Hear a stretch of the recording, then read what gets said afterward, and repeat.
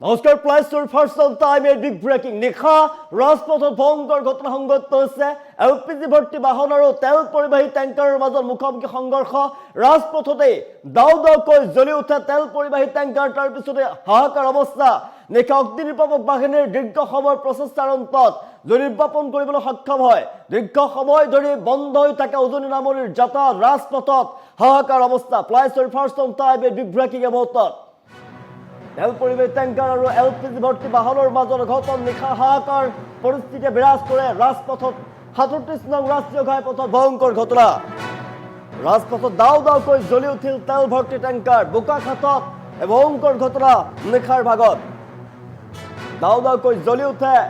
তেল পৰিবাহী টেংকাৰ নুমলীগড় শোধনাগাৰৰ তেল পৰিবাহী টেংকাৰ আৰু এলপিজি ভৰ্তি বাহনৰ মাজত মুখামুখি সংঘৰ্ষ জৈজ্বলি ভস্মীভূত হৈ পৰে তেল ভৰ্তি টেংকাৰ নিশাৰ ভাগত হাহাকাৰ অৱস্থা চাৰিওফালে আতংকময় পৰিৱেশে বিৰাজ কৰে নিশাৰ ভাগত ভয়ংকৰ ঘটনা ৩৭ নং ৰাষ্ট্ৰীয় ঘাইপথত ভয়ংকৰ ঘটনা অগ্নিনিৰ্বাপক বাহিনীৰ প্ৰচেষ্টাত জুই নিৰ্বাপন কৰিবলৈ সক্ষম হয় দীৰ্ঘ সময়ৰ পাছতে নিশাৰ ভাগত বন্ধ হৈ থাকে উজনি নামনিৰ যাতায়াত নিশাৰ ভাগত কেইবা ঘণ্টা ধৰি বন্ধ হৈ থাকে উজনি নামনিৰ যাতায়াত ব্যৱস্থা ভয়ংকৰ ঘটনাৰ পাছতে হাহাকাৰ অৱস্থা নিশাৰ ভাগত ভয়ংকৰ পৰিস্থিতি বিৰাজ কৰা আমি দৃশ্যাংশ দেখুৱাই আছোঁ নিশাৰ ভাগত ভয়ংকৰ ঘটনা বোকাখাতত ৩৭ নং ৰাষ্ট্ৰীয় ঘাইপথত ভয়ংকৰ ঘটনা সংঘটিত হৈছে এলপিজি ভৰ্তি বাহন আৰু তেল ভৰ্তি টেংকাৰৰ মাজত মুখামুখি সংঘৰ্ষ হাহাকাৰ অৱস্থা ঘটনাৰ পাছতে হাহাকাৰ অৱস্থাই বিৰাজ কৰে বোকাখাতৰ ৰজাবাৰীত ভয়ংকৰ ঘটনা নিশাৰ ভাগত ভয়ংকৰ ঘটনা সংঘটিত হৈছে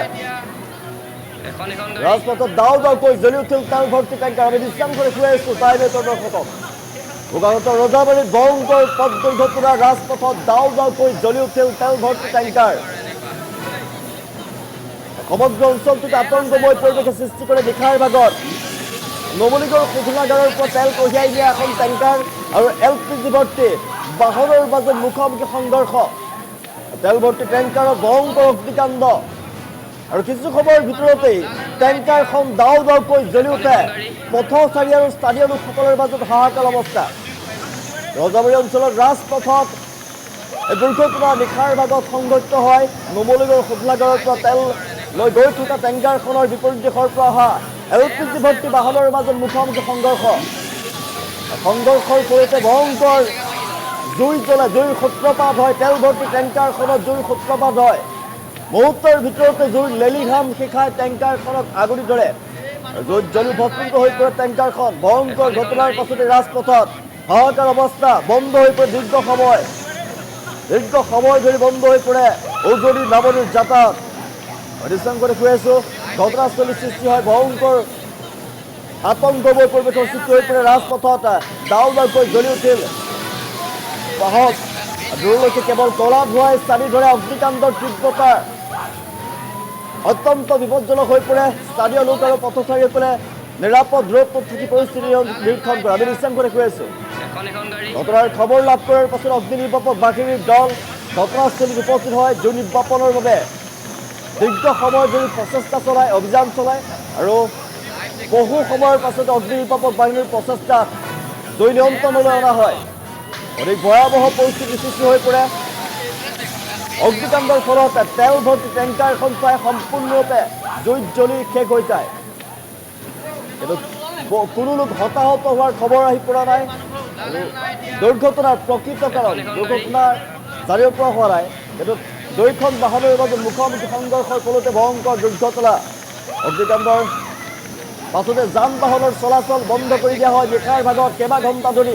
উজনি আৰু নামনিৰ অভিমুখী যান বাহনৰ যাতায়াত ব্যাহত হৈ পৰে ৰাজপথৰ দুয়োফালে বহু যান বাহন আবদ্ধ হৈ পৰে যাত্ৰীসকলে যথেষ্ট সমস্যাৰ সন্মুখীন হৈ পৰে নিশাৰ ভাগত ৰাষ্ট্ৰীয় ঘাইপথত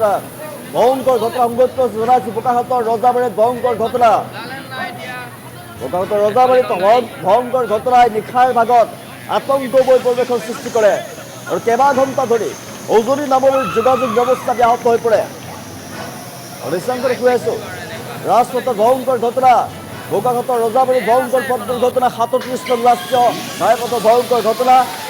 তেল ভৰ্তি টেংকাৰ আৰু এলপিজি ভৰ্তি বাহনৰ মাজত ভয়ংকৰ অঘটন নিশাৰ ভাগত হাহাকাৰ অৱস্থাই বিৰাজ কৰে ৰাজপথত দাও দাওকৈ জ্বলি উঠিল তেল ভৰ্তি টেংকাৰখন বোকাখাত ৰজাবাৰী অঞ্চলত সংঘটিত হৈছে এই ঘটনা নিশাৰ ভাগত সমগ্ৰ অঞ্চলটোত আতংকময় পৰিৱেশে বিৰাজ কৰে নুমলীগড় শোধনাগাৰৰ পৰা তেল কঢ়িয়াই অনা হৈছিলে এখন টেংকাৰ আৰু LPG ভৰ্তি বাহনৰ মাজত মুখামুখি সংঘৰ্ষ তেল ভৰ্তি টেংকাৰখনৰ ভয়ংকৰ অগ্নিকাণ্ড দৃশ্যাংশটো চাৰিওফালে কলা ধোঁৱাৰ চাৰিওফালে দেখিবলৈ পোৱা গৈছিলে আৰু সেই ৰাজপথ ৩৭ নং ৰাষ্ট্ৰীয় ঘাইপথত নিশাৰ ভাগত হাহাকাৰ অৱস্থা আৰু কেইবা ঘণ্টা ধৰি যাতায়াত ব্যৱস্থা ব্যাহত হৈ পৰে চাৰিওফালে আতংকময় পৰিৱেশ নিশাৰ ভাগত হাহাকাৰ অৱস্থা বিৰাজ কৰে এখন গাড়ী